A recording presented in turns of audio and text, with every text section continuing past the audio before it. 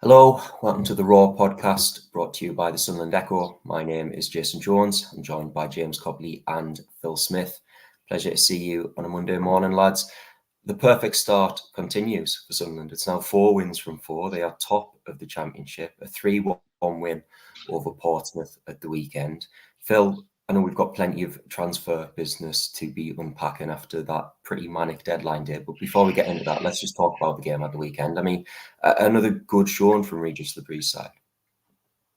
Yeah, it's like so controlled, so organized, so disciplined. It's just like sometimes it's quite hard to believe, isn't it? You know, in terms of how quickly they've just become this well-rounded, organized, dangerous side. It's like, and I think you've got to give a lot of credit to Lebris. I mean, to be fair, like one of the things we talked about towards the end of last season was that defensively, Sunderland were quite good, weren't they? The defensive record was never really sort of terrible, even when they were playing badly. They just lost all attack and threat, and Lebris has managed to sort of keep that good defensive stuff, but maintain that threat. And I think that, you know, Portsmouth started strongly, as you would expect, but, you know, tried to play quite long, but Sunderland's two centre-halves dealt with it really well. And it was just such a controlled professional performance. And you don't want to get carried away, but 4 games, they deserve to win every single one of them. They've barely given up a chance in any of the 4 games. Another game where Patterson basically didn't have anything to do. It's just, it's undramatic in the most enjoyable way possible. They just feel in total control of games, and I don't think you can really praise them enough. We know that there's going to be challenges ahead, how they're going to react to adversity, but they just look like a very well drilled, organised, hungry side, and I just don't. You can't really praise them enough. And aside as well, James, who were missing a couple of players, it has to be said. I mean, Dan Neil suspended, but given that midfield performance from obviously Joe playing a slightly deeper role than we might have expected, Alan Brown dropping in for Neil, and another spectacular showing from Chris Rigg. I mean, Regis Lebrie's got options, hasn't he? Yeah, really nice problem to have, to be honest, because I think we came on this podcast a lot and it was a huge frustration within the fan base, wasn't it, that Sunderland's midfield last season were overplayed. They weren't able to have rest and rotation. There wasn't enough variety in terms of tactically, and the balance of the midfield seemed off, even though there's some extremely talented players in there. But this season, obviously, Riggs developed, Neil's come on, Job's back to his best after a nice break, and they've added Alan Brown, and you've still got the deadline day signing Samed to come in as well. So all of a sudden, that midfield is looking really, really, really tasty. It's a long season, a long 46-game season. So there's going to be injuries and suspensions. We've seen injuries already in Sunderland's backline. We've seen suspensions with Dan Neil as well, getting his 2 yellows. So I think that depth in midfield is hugely pleasing, and just the ability to have a variety in there, I think is really good. And you know, it's a big question, isn't it, ahead of Plymouth? Does Neil come straight back in? Chris Rigg, Job, and Alan Brown are on international duty, so hopefully they'll be fine. But you know, from Dan Neil's point of view, there's no sort of guarantee he's going to walk straight back into that midfield, such as the intense competition. And Samed, I'm sure we'll come on to him later, but he's played Champions League football. I don't think he's leaving a top flight European club to come to Sunderland in the Championship and sit on the bench. So I'm hugely excited and encouraged by Sunderland's business. And I think Phil nearly had a heart attack on deadline day, because for a long time, Phil has been talking about that number 6, Corey Evans replacement, a little bit of balance to Sunderland's midfield. We never thought it was going to happen, and then suddenly, out of the blue, it came, and Phil was very excited. Yeah, it's because it's something we've asked about a lot, isn't it, over basically since Corey Evans got injured.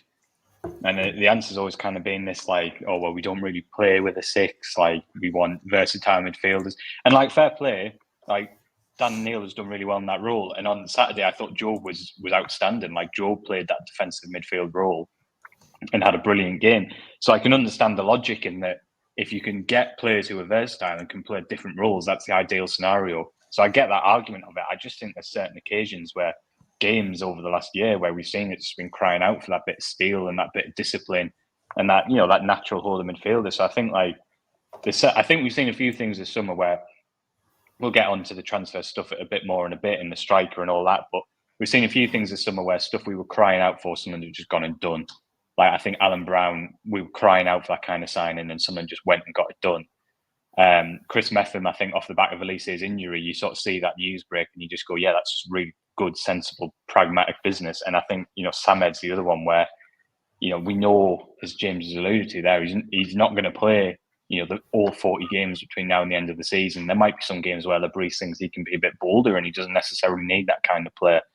But I think what you've got there is you've got 5 really high-class central midfield players competing for 3 games. And let's be honest, obviously Riggs not going to get dropped now because he's playing so well, but he's not going to play 46 games. We talked March, April, February last year about Joe being overplayed in his first full season of professional football.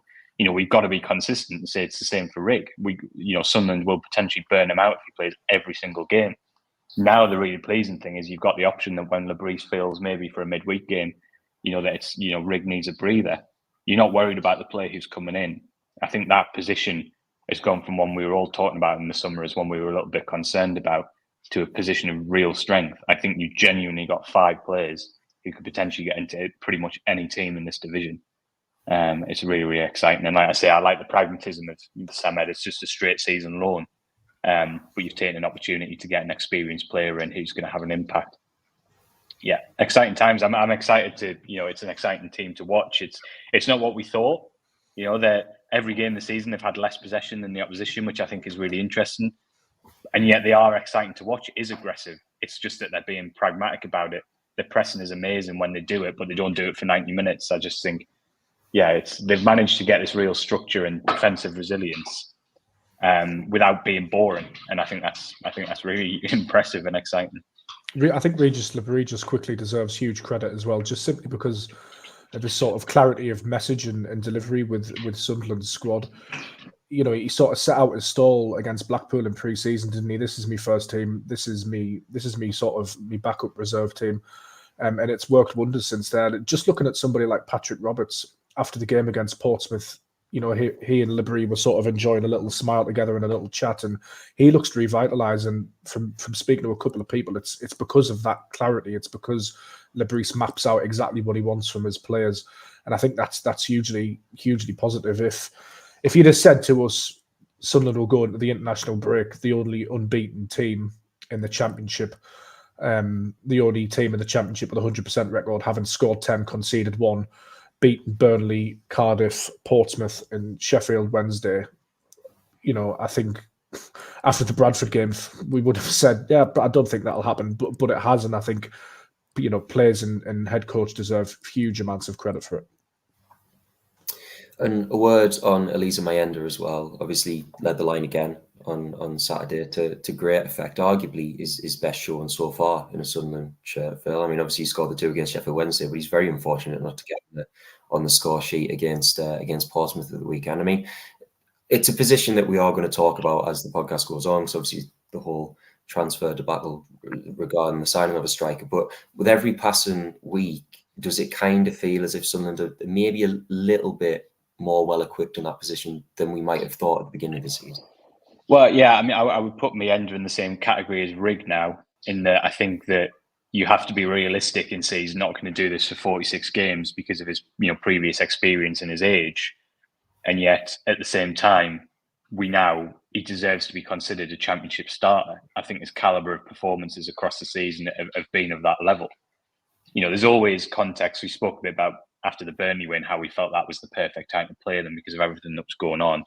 I do think Portsmouth's defence was a big factor in the game. I think none of their probably first choice centre-halves were available. So they had one centre-half who maybe normally wouldn't be in the team and a right-back at centre-half. They definitely struggled. There were some long, hopeful balls through the middle that Sunderland caused problems with that they wouldn't ordinarily. So there is a context to Mayenda's performance, but at the same time, I don't think you can take anything away from how good he was. And I think there's a few things that are exciting for me. I think physically, I don't think he's going to be like a back to goal, make the ball stick, win headers. He just doesn't look like that kind of striker to me. But his pressing is really, really good. I think he's a nightmare for the opposition defenders. That's ultimately why he's in the team, because he's the player who picked up the quickest what the Lebris wants.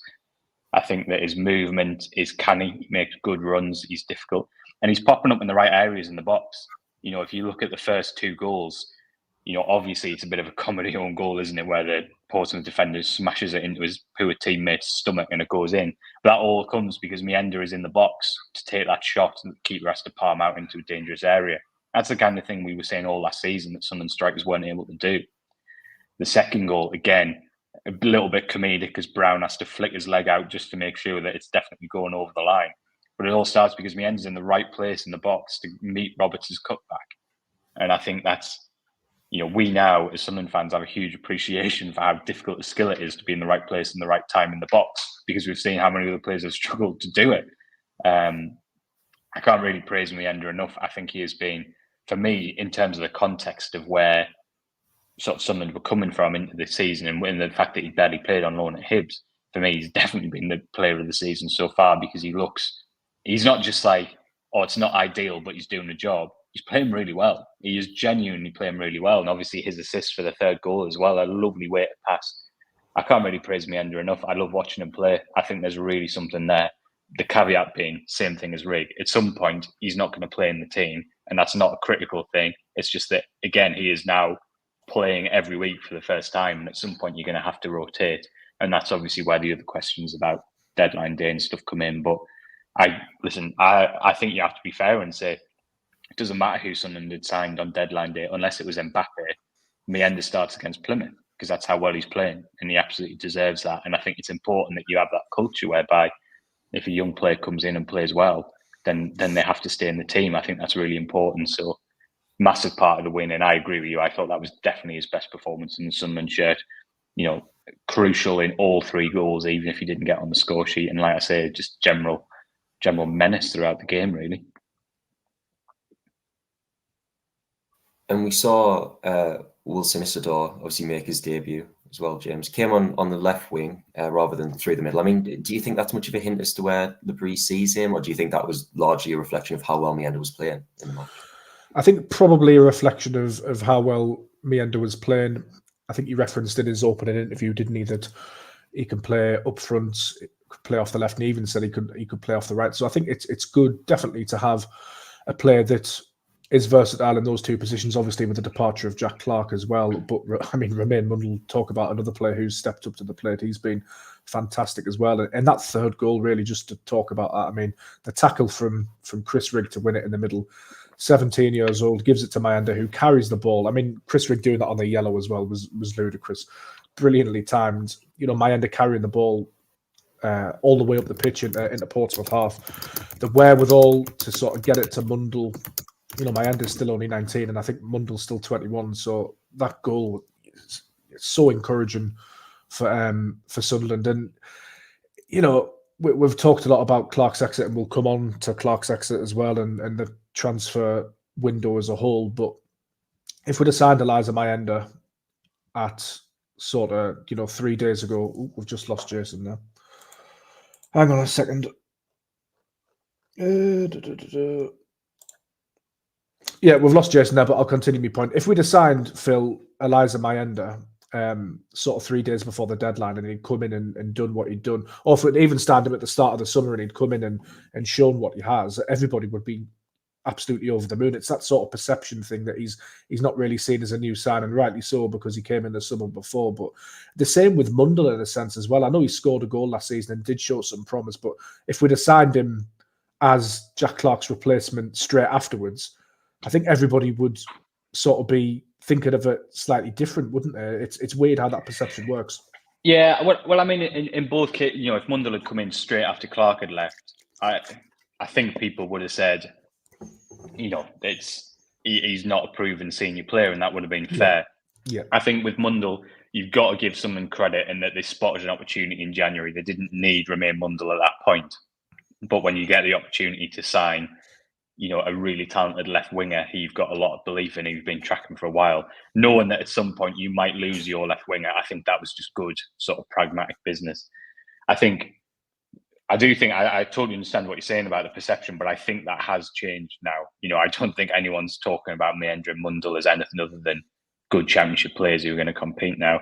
I think what I really like about Mundle is, like, Saturday, I don't mean this in any way a critical way, he wasn't actually as prominent as he was against Burnley. Yeah. But what I really like about him, which you don't always get with wingers, and especially not young wingers, there's a really strong minimum level of performance with Mundle. Like, we talk a lot about consistency and stuff, and yeah, he's not going to sort of score and assist in every single game that he plays in. What I like about Mundle is he really digs in, he works hard, he tracks back, he makes tackles when he needs to, he presses really well. So you have that confidence that even when he's maybe not getting loads of shots away or not firing in loads of crosses or getting loads of opportunities to sort of beat his marker, he is contributing. You're not carrying him in any way, shape or form. And I think for a winger of his age, that is such a valuable quality. And I think, it's really, really exciting to see what he's done. But I totally agree with you in terms of the perception of both of those players, but I think that has changed over the last 2 weeks now. I don't think we're talking about Mayenda and Mundle in any other way. With both of them, and I know I keep coming back to this point, which is a bit boring, but they are both in the same category as Rig. This is really their first full season of senior football. So while it's really exciting, we also have to be mindful as well as that because we've had first-hand experience, we've seen it with so many other players, Dan Neil, Job, Callum Doyle. We know that they're not going to do it for 46 games. So you do have to take a bit more of a holistic view in terms of, okay, it's not just about the team in Plymouth in a fortnight, which is going to look really strong and in form. It's about, have you got the options when it gets to December, January, and you need other people to step in. Most positions, I think Sunderland are there, which I think is exciting, but there are a few where you would have a few concerns, I think. Yeah, just a comment from YouTube. Somebody says, is James streaming out of an abandoned house? No, this is actually my house, but as you can see, it is very much a work in progress, and we're just getting the living room done at the moment. Jason Jones has returned, so I will hand back over, Jace. Yeah, the wonders of technology, lads. Wi-Fi just completely disappeared on me there. Apologies for that. Should we talk transfer business then? Should we talk about deadline day and everything that happened? Because it ended up being a very busy, very late one from Sunderland as well. It felt like we waited all day and then a flurry of signings were announced all at once. I mean, come to you first, Phil. Just straight up question. Do you think Sunderland have done enough in this transfer window? Are you happy with the business that they've been able to conduct? Yeah. I think so. Listen, I think most of the business they've done is really good. I think that Alan Brown is one of the best signings Sunderland have made in a long time. On a free, I just cannot stress how much I love that business. I just think that is such good, sensible, pragmatic business. And, yes, it's a break from Sunderland's model and that there's not a huge resale value, et cetera, but he improves your team now. And he helps the development of Job, Dan Neil, Chris Rigg, who are all going to make potentially the club fortunes in the future. So I just think I like the pragmatism on that. Metham, I think, is a great solution to a not ideal scenario in terms of the Eliezer injury. Really like that business. So I broadly speaking, I am happy with the business. I think you've got to say when you discuss the summer window as well, keeping the vast majority of the squad in place was good business. I think it's important we don't lose that. I think there's two things that I would say is that I expected them to do a bit more off the back of losing Clark. I expected them to make a bit more of a splash, and I was a little bit disappointed that, for me, that was the perfect opportunity. And I'm going to be a bit hypocritical because I've praised Mayenda, but I thought that was an opportunity to then go and really get a deal done up front where you sort of go, okay, we've lost Clark, but there's Mundle there, there's other wingers there, and you've used it to address the biggest issue in the squad.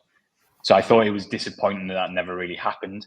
I know that they did try very hard to do that. I mean, Bamber at Lorient, who Labrise obviously knows really well, is someone that they did chuck a fair bit of money at, but just couldn't get it done. So I was a little bit underwhelmed by what happened after Clark went. Doesn't mean it was a terrible window, but that was a little bit of a disappointment to me. The other thing is I do think fullback's a concern for me, just in that human sake and a top-end Premier League player, not top-end Championship players who I think will go up to the Premier League. So you don't worry about them, but if there's an injury, there's obviously an issue. The caveat to that is I've asked Labrise about this twice towards the end of the window, and both times he said he was completely comfortable with it. I get the impression that what he would do in that scenario is switch to a back three and play wingers as wing backs, basically really attacking wing backs. A bit like Alex Neil did at the start of the Championship season when I think it was Clark and Gooch maybe were playing as wing backs. So I am concerned about that, Butler Breeze isn't. So maybe I should not be as concerned. But I do think they've taken a little bit of a risk there. So I don't know. Does that answer your question, Jason? Hopefully it sort of does in a very roundabout way. I mean, yes and no. I think that's how we're all sort of feeling, isn't it? You know, it's like there are positives and then there are concerning parts as well. I mean, obviously the striker question was the big one this summer, James. As Phil mentioned there, Sunderland tried. There were plenty of names linked. You know, in the end, the one they managed to get through the door was Ahmed Abdullahi, 20-year-old from Ghent in Belgium. I mean, you know, a player who hasn't really played much senior football, who, you know, looks like he has a decent amount of technical ability about him, looks big and powerful. But ultimately, I mean, maybe not the striker that many Sunderland fans will have been hoping for. No, it does present a little bit of a risk as well. There were, you know, long-term links to Eliezer Mayenda and the like. So we were expecting perhaps a player with a little bit more experience. That doesn't mean that you don't go and sign somebody of the profile of Abdullahi when they come along, if you really like them, if you think they're going to contribute, if you think there can be one for the future. I've absolutely no problem with Sunderland going and signing a player like that at all. But that does come sort of within the context of Sunderland's long-term striker problems, which you could say have been there before really Ross Stewart left, because I remember we were looking at it in that first championship season when Sims and Stewart were there thinking that, you know, we could do with a couple behind. Obviously Sims went and then Ross Stewart got injured. Obviously Joe Gelhardt come in. It's been a problem position at Sunderland for a long time now. I do think there are more options there. With Mayenda coming through, it has really helped ease that worry a little bit. But yeah, I completely agree with Phil. I would have liked to have seen that experienced striker. Not saying that Sunderland didn't try, because they did quite clearly try all window and obviously offering big money to the Lorient striker as well, reportedly. So it's one of those ones where it's still ongoing, still a little bit frustrating.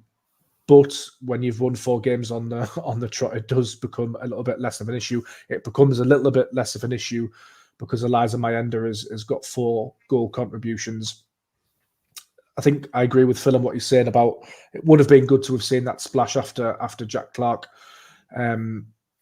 It's always going to be very hard to replace a player of Jack Clarke's quality directly, but I think Sunderland have actually made a reasonable start towards doing that in terms of there's threats seemingly all over the pitch now, whereas Sunderland last season looked a little bit one-dimensional. But time will tell, won't it? I think it's been a positive window for Sunderland. I think deadline day was strange in a way because, you know, we all looked at it and thought this could be really, really busy, and it was really, really busy. We thought that it could be quite exciting with a few twists, but because of the way it mapped out, and this was nobody's fault, and it's not me having a dig at Sunderland, but the business was done late, and then a lot of the announcements sort of came later on, you know, after 12, heading on to 1, 2 in the morning. So that excitement starts to die. People get a little bit concerned that things aren't happening behind the scenes. If those deals have perhaps been spread out a little bit, I think the hype starts to build and whatnot. But I think it was a positive deadline day, but as Phil mentioned, it just didn't reach that exciting crescendo. I think primarily because of the way the deals mapped out, but also because that big, you know, statement, big money signing didn't come in. However, I think what you can say is that Sunderland have actually shown a willingness to spend money this transfer window. For me, they've bought players in on deadline day for fees. It might not be sort of massive eye-catching fees, but certainly significant chunks of money. And I think quite clearly they were willing to spend as the window went on as well. So I think there's good and bad to it. And Phil, is there an argument to be made that, you know, in some respects it's almost better to walk away from certain deals because they don't end up being viable financially or you know, whatever the club might be looking for, than to pursue stuff that ultimately might not benefit Sunderland in the long run? So they might not have got that sort of focal point senior striker that they were looking for, but maybe that's not the worst thing in the long run if it means that come the January window that they're in a better position to perhaps bring someone in. Yeah, I think that would certainly be Sunderland's logic, and I do get it. I think what you don't want to do is be left in a situation next summer where you feel like, you know, your budget is really, really tight because you're saddled to a player who you weren't 100% sure about and you've ended up spending a lot of money on. So I definitely think that so you should always try and spend less money wherever possible, because in theory that should free you up for future windows. I just think that it was a little bit underwhelming for everybody, because I think obviously that's the way you accept losing your best players, right? And it's something that, clubs like, I know we probably talk about them too much, but like Brighton and Brentford, it's like they lose a player and that must be really disappointing for the fans, and then they go and sign loads of players that you can get really excited about.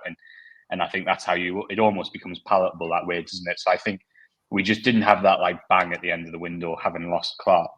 But obviously what you have to do is view the whole summer rather than just that end point. And I think that if you had said to supporters that they would add real championship experience right through the spine of the squad, the Clark would go, maybe for a bit less than people would have liked, but would go for a decent sum, and that everybody else would stay.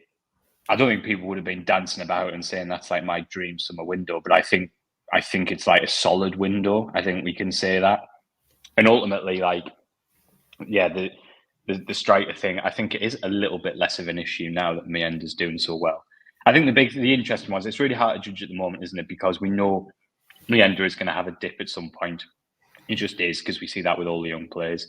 We don't know enough about Isidore yet, do we? Like, he has been signed as a striker. Obviously, as long as Mayenda plays like this, he's going to come on off the left rather than playing through the middle.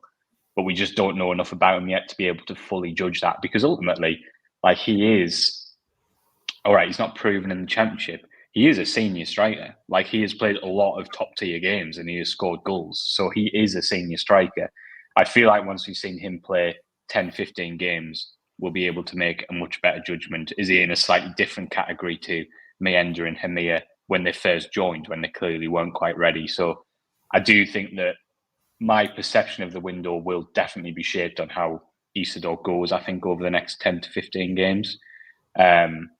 But hopefully, as you getting back to your original point, hopefully Sunderland, walking away from some deals means that if they get to January, there shouldn't be any reason. I'm not saying they should just go and spend loads of money for the sake of it, but if Sunderland are up there around January, then surely with the Clark deal, there should be a bit of scope to go and add one or two bits of real quality to the squad.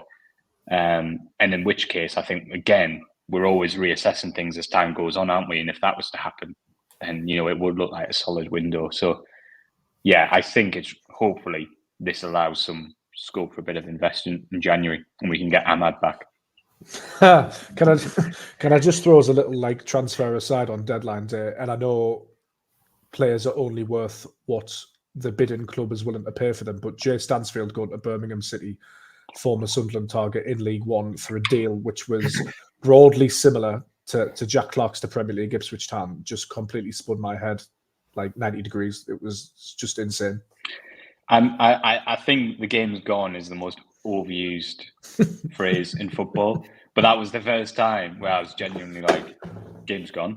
No, it's like, it's incredible, isn't it? And I think it does add perspective in how distorted the striker market is. Now, I don't know whether that's because of the way the game's developed tactically, that, strikers, there aren't as many coming through academies, they're a rarer commodity. But there is just something about the inverted commas striker that just sends fees absolutely through the roof. And I think also there are issues, aren't there, with the way our financial rules are done, because what we're seeing is clubs basically spending money and spreading it over the cost of the contract, can't they? Which is, perfectly legal within the current rules. But I think it's 7-year deal. 7-year deal. Yeah, exactly. And that gives you a bit of an insight into, listen, like, if you've got the money, like, this is the thing. Like, Stansfield will be a brilliant signing over the next 5 years for them. He'll be really effective and he'll probably get them out of that division. But so I wouldn't necessarily say it's criticism if Birmingham's owners do have the finance to do that sensibly.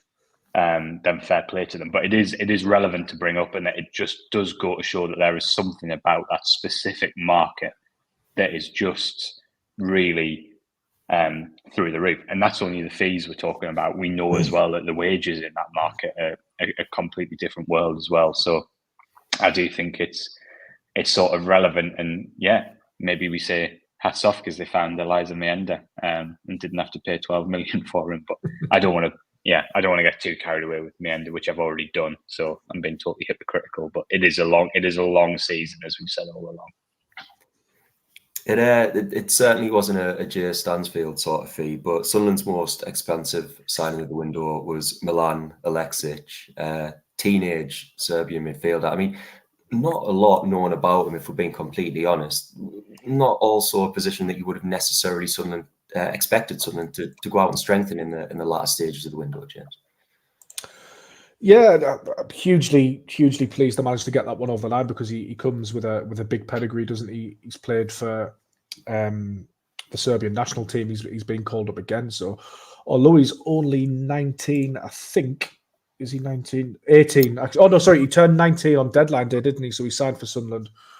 So he was 18 when the interest broke, 19 now. But by all accounts, hugely talented. Obviously, I don't watch a lot of football where he's come from, so I've been relying on the YouTube highlights and clips like the rest of people, and then looking at Twitter for Serbian football experts, really, who all rate him really highly, say he's really technical, adds more competition to that midfield, and Sunderland must really rate him highly, because they've forked out a large fee. It was said to be 3.7 million euros, which will be probably the biggest fee Sunderland have paid for a player in a long time, really, possibly since Will Grigg and before that being in the Premier League, I'd imagine. So it's positive. I think that one's over the line, but we just don't know enough about him yet. Obviously, haven't seen him play. He might have been a contender to get some minutes for the under-21s tonight, but obviously he's headed away on international duty. But yeah, I don't, like, with these types of signings, it's exciting, isn't it? Because of the unknown, but it's really hard to judge them until you've seen them play sort of 10, 15 games. But the only thing I can add is that from what I've read on social media and reports elsewhere, he is hugely rated and seen as a massive talent in Serbia. It's so Sunderland, isn't it? Like, right, lads, what do we need on deadline day? Probably a striker, maybe a fullback. Nah, should we just go and sign the 19-year-old Serbian attacking midfielder? I know we've got like 14 attacking midfielders, but should we just do it anyway? No, it feels very Football Manager when you've got a bit of your budget left at the end of the window. So you're like, right, I'm going to get the filter on under 20, 5-star potential, get them signed. I think it's like the one thing I would say is that we talk about, the investment discussion is obviously a big one, and I understand it totally in the context of there have been times where you felt that by pushing the ball out a little bit with a striker on a couple of deadline days and stuff, you could potentially push yourself to the Premier League. And I think there's a really valid debate about at what point does sustainability become a bit of a sort of straitjacket. I do get it. But the one thing you would have to say is that they have always invested in young players when that opportunity has come along. And I know that this isn't my argument, this would be the club's argument, but I think it's worth saying that with stuff like Stewart and Clark, I think they would argue as well is that doing those kind of deals means you're always in a position where you can invest when the right opportunity comes along. And maybe other clubs who are living a bit closer to sailing a bit closer to the wind with financial fair play rules and stuff, they don't get to do these deals when they come along because they don't have that kind of fund, if you like, that they can go and do. And so I think it does, the way someone do it, does mean that they can be alive to these kind of opportunities in the transfer market.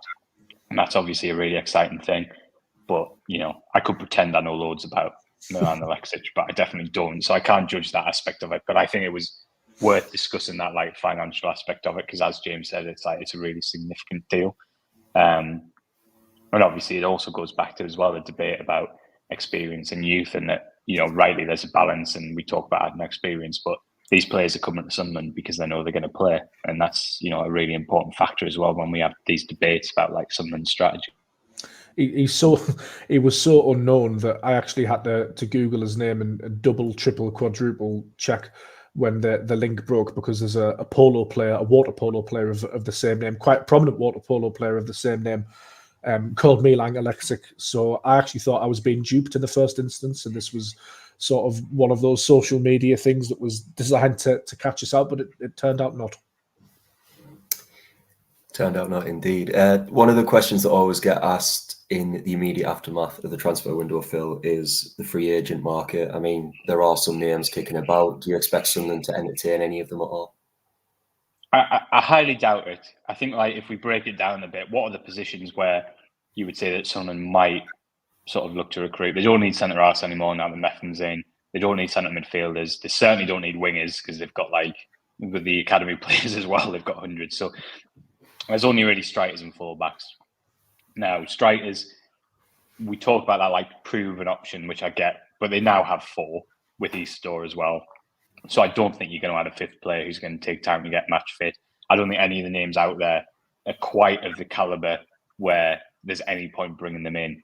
I think if you only had like 2 strikers, then you might bring one in and say, well, if they play here and then, it's worth doing. I just don't think there's players of calibre out there to justify doing it. You have got Bruce and Isidore, Mayenda and Abdullahi now. We know Abdullahi's going to take time to settle, but he is being signed as a first-team player. And as I say, the only other one is fullback, which, in a way I think there is possibly a need for. But from, the way Lebris has spoken, I just think if he gets a fullback injury, he'd either shift 09 across to right back if it's in that scenario, or maybe Yeld at a left back, or he'll go to a back 3 with Ballard, 09 and Meffen, and play wingers at wing backs. That just seems to be the way he wants to do it. So I guess the fullback's the one where you go, would you look at it and think there's potentially a deal to be done there? But if you think that Eliezer, I know it's a long injury, but he will be back after the November international break. He could obviously play at left back with no worries. I just feel like they're going to crack on. Put it this way, there's been a much stronger case for doing it in previous windows, and they haven't. So I think that tells you everything you need to know, really. It's something that they don't particularly want to do. And actually, they have a pretty big squad now. It's just a bit, they've got, obviously there's some positions where they're a little bit overloaded, but I don't see them adding to it, especially when you consider that Auschwitz and Bad didn't get a deadline day move. There's 2 players really to bring back into the fold, another 2 attacking players. Never say never, to be fair, but I'd be really surprised if they did it. Should we wrap things up by talking about a couple of late outgoings as well? James, when the news broke that Louis Hamia was going to Juventus, did you do the same double take that I did? Yes, I did. And obviously that was one we're quite keen to get checked out just to see if it was true. I think Juventus were interested in him, if I remember rightly, before he joined Sunderland from Benfica. He's had a tough time. There's no 2 ways about it since moving to Sunderland. Hamia obviously he had a really good pre-season under Tony Mowbray and he netted a couple of goals. A lot of Sunderland fans might not agree, but there's clearly something there. We saw that with his goal in pre-season, which was an absolutely phenomenal strike. We've seen that he's got an eye for goal at times. I think application will probably be key for Hamia in his career going forward. I think he just needs to work a little bit more on his positioning. I think, obviously, Jason, when we were at the under-21s against Middlesbrough, Watson and Bennett were getting down to the byline, Tutorov at times as well, and getting the ball in, and Hamia wasn't yet in the picture.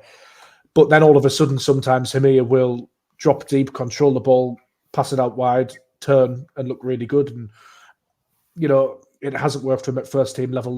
That game against Southampton last season felt like such a turning point. Sunderland won 5-0 and Hamia was through and should have scored, and he didn't. Still very young. Obviously, Juventus have seen something in him. And if the reported financials around that deal are true in terms of there being an optional buyout clause, multi-million-pound buyout clause with add-ons and sell-on fees as well, then it could be a really good piece of business for Sunderland. But I just think it was right for Hamia. And interestingly as well, actually, just to stay on the under-21s beat, but I think Hamia going allows Trey Ogunsui to step back up into the under-21 setup. He'd been with the under-18s for the games against Middlesbrough and Newcastle, which is a shame because he's a player that I really rate highly. People might remember that he scored against Reading in that Premier League 2 semi-final last season. So he now gets the chance to step up, which I think is just best for everybody all round. Hamia gets to go to Juventus and they can have a look at him. But it was a little bit of a surprise, but I actually think he has some raw materials. I think he's obviously got a lot of work to do on his game in various aspects as well. Definitely so. I'd be pretending if I said otherwise. He has a lot of work to do to get up to any sort of standard, in my opinion. But and again, people might not agree, but I can actually see in flashes, nowhere near enough, why teams have obviously scouted him and thought they're onto something. But there's a lot to improve on, a lot. And Phil, a word on Pierre-Emerick. It felt like a little bit of a shame to see him leave on loan, but I mean, probably the right move for the player at this time. Yeah, I think so. Like, I do think it's a real kind of shame, that one, in terms of, I think, like, obviously last season he didn't, well, actually he started the season superbly, but he just felt like he was always chasing his form and fitness after that. He got a dead leg, didn't he? Produced one of the best individual performances I've ever seen against Southampton. And then obviously got that injury and just felt like he never really recovered from it. And I was sort of looking at it saying, well, yeah, but it's his first full season of senior professional football, and we've seen with other players that they can be this good, they can be that good, and then after a while they start to find their level sort of there. So in some ways, I thought it was a real shame. It all seemed to have unravelled quicker than it needed to. The flip side of that argument is that sometimes you have got to be pragmatic, both in terms of the player and the club. And I can't sit here and say, oh, well, I would have kept Aleksic, and then said very obviously that Brown, Rigg, Neil, Job, and now probably Sam are ahead of him, and it makes no sense to just keep him and not play him. And now you have to throw in Aleksic to that mix. There's obviously now Al Sheesh because he hasn't got a move.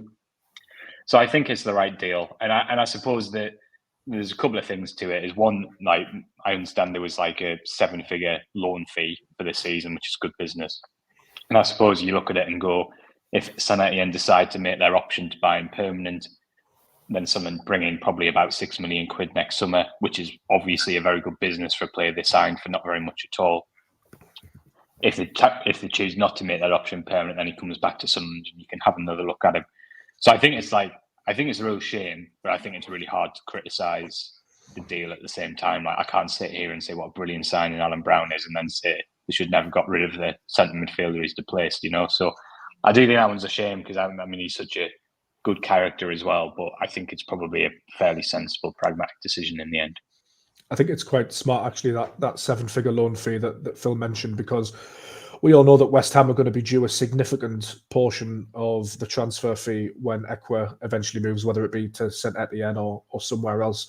They're going to be owed somewhere in the region of like 25 to 35%, according to various different reports. So that 7-figure loan fee actually goes straight to Sunderland, and West Ham, I don't think would touch that. So it does make a little bit of sense in that regard. But I really like Pierre-Emerick, and it was interesting actually that when the deal was announced, Speakman actually sort of left the door open for him a little bit and said they'd reassess next season, because there's no guarantee. It's an optional deal, isn't it? That St Etienne could take him if he performs well, but he could well end up back at Sunderland as well in the summer. So yeah, it's a shame because I think he's got some brilliant raw materials and did find himself a tad unlucky. Obviously, there was just so little scope for substitutions and versatility in that midfield that he probably did get overplayed alongside Neil and Joe. But I rate him really highly, and I think it's a good opportunity just for a fresh start for him as well.